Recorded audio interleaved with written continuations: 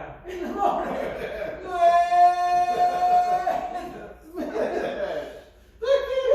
I can barely contain the excitement. I'm so excited. We got nothing but football coming at you. Ladies and gentlemen, as the Sports Factor has proven, we clearly need to get some football knowledge into our head, and it's football season. We could have done any sport in the world, but it's football season, so we're going to bring football here to you. Now, the goal of this entire unit is for you, young Bret Hart Bronco students, to be able to, at the end, watch a football game and understand exactly what is happening. Some of my students, and I'm sure the same for Mr. Mitchell and Mr. Martin Hinwig, said that they had never, ever watched a football game before. So, we're here to remedy that. All right, Kiana and Kate, you had footballitis. I know the cure for footballitis. Are you ready for some football? All right, we're going to start from the very beginning. If you're a football fan, you probably know this stuff, but we're going to assume that most of you don't know squat about football. Okay, here is the deal. Football, the wonderful sport that I love, comes as an evolution of the sport soccer. All right, soccer started way back in the day, and it evolved into two games that I like, not equally, but I like a lot. One is football, the other is rugby. All right, they're very similar, but they also have a lot of differences. We're going to talk specifically focusing on the football for the next couple videos. This, folks, is a football. Football is a leather ball with an aerodynamic shape. It actually started rounded like a soccer ball, but now it is aerodynamic because you can throw the football to people. You can catch the football. You can run with the football tucked between your arms so you don't drop the football, because football is wonderful. The purpose of football is, like most games, to score the most points for your team. How do you score? A number of ways, all right? You can score what's called a touchdown. Woo! And that's bringing the ball across the goal line. The goal line is the line that separates the playing field from the end zone. And if you get the ball across the goal line, it doesn't even have to be your body, just the ball. If it crosses at any point, that is what's called a touchdown. So, for instance, if the end of this climbing mat was the end zone line, if the ball even crosses just a centimeter, that's a touchdown. A touchdown is worth 6 points. After you score a touchdown, you have the opportunity to either kick an extra point from the 35-yard line in the pros, or is it 25-yard line in the pros. They just changed it a couple years ago. It used to be from like the 5. But point being, kick an extra point, 1 point, or run or pass for a 2-point conversion try. That is either 7 or 8 points after those total are combined. Right? You can kick a field goal from anywhere on the field for 3 points if you are on offense. Now, the longest kick, I think, is 65 yards, which is a long way for professionals. But usually teams kick from anywhere 60 and under. 65 is the 1 in a million shot that rarely ever happens. But you could try from 100. If you were feeling confident, it would still be worth only 3 points.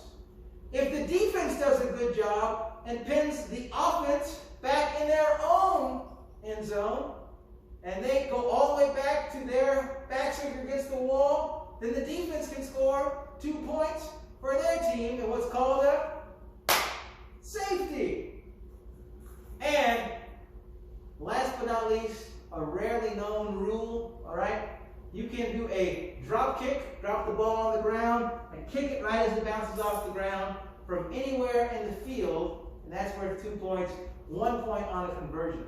Now, that hasn't been done in 40, 50 years, with the exception of the great quarterback last played for the New England Patriots, but played for many great schools, including Boston College, and that man is, gentlemen, Doug Flutie. Number 22, Doug Flutie. All right. Now, we're going to talk a little turkey throughout times, just so you can understand how football is played. Throughout the unit, you'll be able to learn the positions that are played on both offense and defense. You'll learn the processes and procedures, such as what you can and can't do, what results in a penalty, and how penalties are assessed. You will learn how the game is continued after you score a touchdown. What happens? Many of you know, well, you kick off. What's a kickoff? Well, we're going to learn all that stuff. But for right now, we're going to talk a little turkey about our experiences with football, what teams we like, when we play, etc. So I'm going to start with the ball here. As you well know, Mr. Shoemaker loves football. Why? Because I played football. Mr. Morn-Henwig and I played, although at different times, for the same Pop Warner football team. And then he went to Oak Grove and played for Oak Grove, and I played for Gunnison. But I'll let him tell his story. I went to Bret Hart. I played for Oak Grove, Pop Warner, the Rams, the Redcoats, the Renegades, and the Raiders.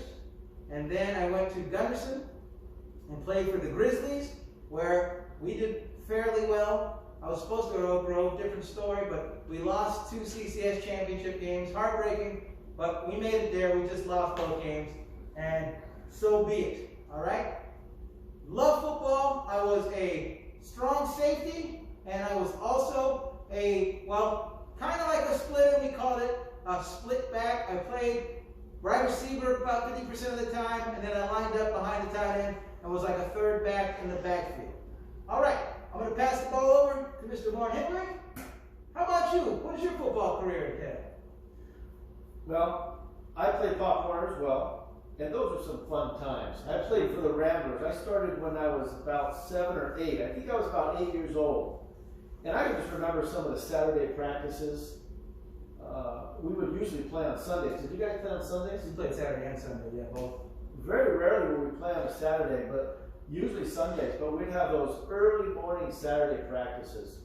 And it'd come out, and the grass would be dewy and wet, and it'd be cold. And that first time you got tackled, and you try to tackle someone, and just that saturation of your clothes and the skin, that cool, dewy water.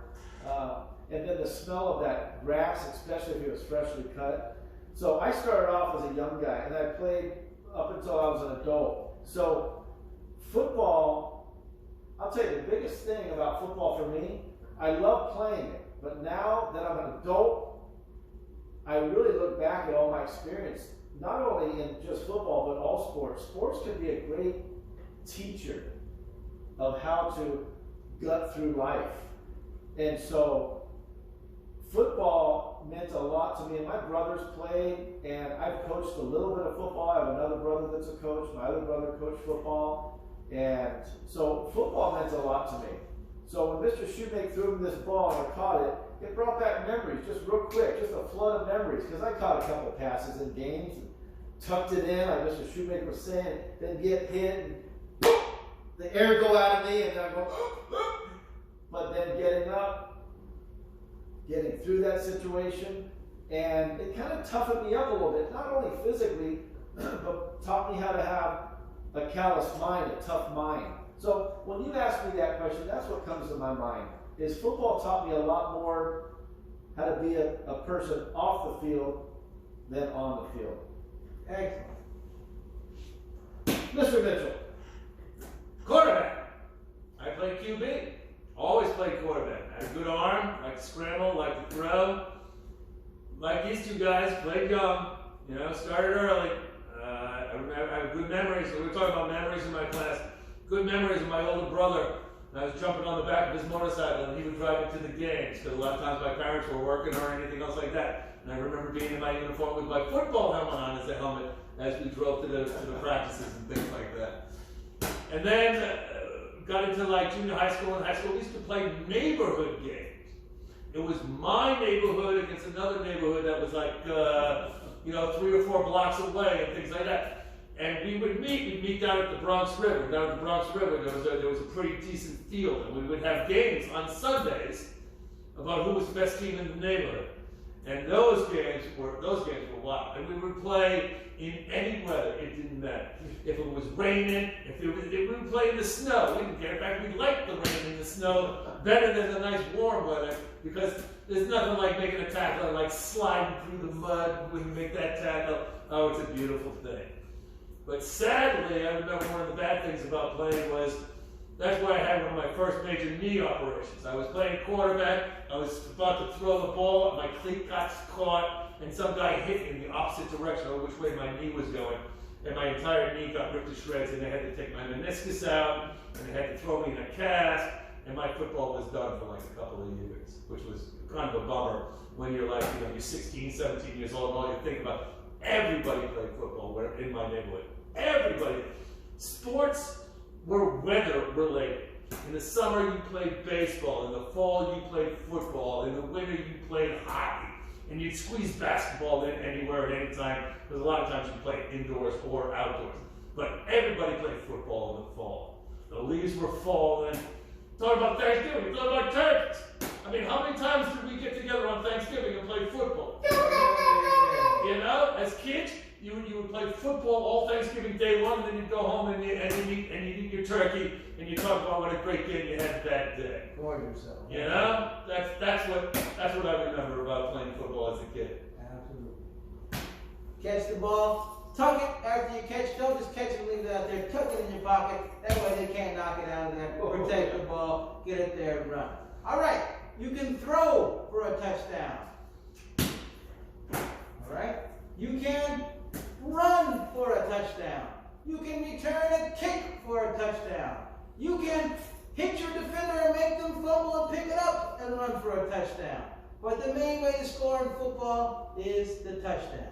Once again, touchdowns are worth 6 points. An extra point try is 1 point. If you kick it, it makes it 7 points. Or 2 points if you run or pass it in, which would make it a total of 8 points. All right? And kick a field goal worth 3 points, get a safety worth 2 points. And those are the main ways of scoring common in professional football today. And that's what we want you to know to start. We're going to get a lot more in detail, but we're going to start you off nice and slow. All right? We're going to continue down the line here with a little memory lane, a little enthusiasm. I'm going to start by asking Mr. Sean Mitchell, who is the football team that you like the most and support? Jets! J-E-T-S, Jets. Always loved the Jets. Grew up in New York, 1969, Super Bowl III. Joe Namath led the New York Jets to victory over the Baltimore Colts. That was 69, so what was I? I was 11 years old. Had a big poster in my room of Broadway Joe. Quarterback, of course, number 12. Mr. Shoemake, as you well know, is the #1 Pittsburgh Steelers fan. Undefeated. Undefeated right now. All right. Also, we have 6 Super Bowl championships, the most out of any team in the league, and just a wonderful, wonderful smash mouth, hard-nosed defense. We love them. How about you, Mr. Moore-Henwick? Well, I've got a number of different NFL teams. My favorite right now is the E-A-G-L-E-S, Eagles. The only thing about your team, Mr. Mitchell, is that's a long time ago. This is a long time ago. But you have to have a second favorite, and thankfully, San Francisco 49ers. Yes. There's what, 5 Super Bowl rings on that team? Yeah. 1994 was a long time ago. Yep. Fly, Eagles, fly. My favorite team is the Eagles. So, you have the Jets, the Steelers, undefeated. The Steelers undefeated at the making of this video right now. All right. Then you have the Eagles, first place at 3-4-1. That's 3 wins, 4 losses, 1 tie. Not a great record to be in first place, but you know what? They're in first place. Steelers are in first place. I hate to ask, Mr. Mitchell, how are the Jets doing? I don't even want to get it Are they really over right now? yet. Yeah, they're over. They're like 0-7. All right. In the Trevor Lawrence lottery, folks. Yes. You know, who is Trevor Lawrence? My sports question. That's a great one right there. Who is Trevor Lawrence? Because probably the Jets will get him. What college does he go to? All right, guys. Let's change gears a little bit. Jolly Geographer, what do you got for us today? Well, Jolly Geographer has switched to a sports world dynamic as well because we're talking about football. So, what I want to know is Mr. Mitchell's second favorite team, all right, the San Francisco 49ers. What is the name of the stadium and what city is it located in? No, that's a good one. Nice. That's How a about you, good one. Mr. Mitchell? Sports Factor. I'm going with the question we just talked about. There's a college player who is incredibly good. And he is going to go #1 in the NFL draft. Yes, there is an NFL draft. Yes, every college kid can go into the NFL draft if he's good enough and get picked by an NFL team and then have a career in football. So I am asking you to give me the name of the kid and the name of the school that he goes to and the position that he plays. That is my sports factor question. That's a good question. Okay. Now, Mr. Joe Gesturer, just Yeah. like some of our football knowledge for some of our students is a joke. Do you have any good jokes for us? Yeah, I certainly do. Certainly do. Squiggly! Let's hear that again, Mr. Mitchell. Squiggly! Nice. Here's a joke, and it's football friendly. Here we go. Why did the football coach go to the bank? Why? To get his quarterback. Guys, let me share a principle with you real quick before we end this video. We call it C-BOT. C-B-O-T. It's the best way to build trust in relationships. All right? C-B-O-T. Consistent behavior over time. Consistent behavior over time. If you want to build trust with your mom, your dad, whoever you live with, consistently behave over time. Consistently be honest. Consistently be respectful. Consistently be responsible. Consistently build healthy relationships. No one's perfect, but you know how you build trust is you consistently behave over time in a certain way. Honestly, respectfully, and responsibly. Just do it. Just do it. HR squared. Just do it. Just do it. Do it. Do it. Do it. Just keep doing it. Just HR squared. Do it.